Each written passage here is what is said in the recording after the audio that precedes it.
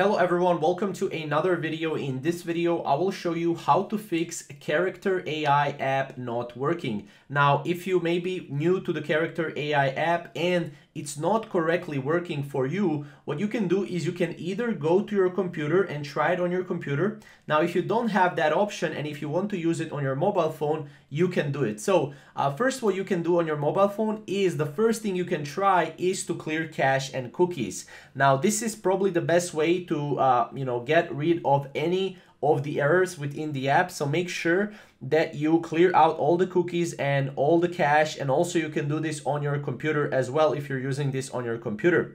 Now, obviously you can use a VPN service, but I would not recommend using a VPN service. So if you're using a VPN service, then you can go and you can remove that VPN service and disconnect from your VPN service, and that will allow you to basically fix the Character AI app not working. Now, some of the other issues is you can switch to a different browser if you're using this on your computer, or even on your mobile phone, you can switch to a different browser.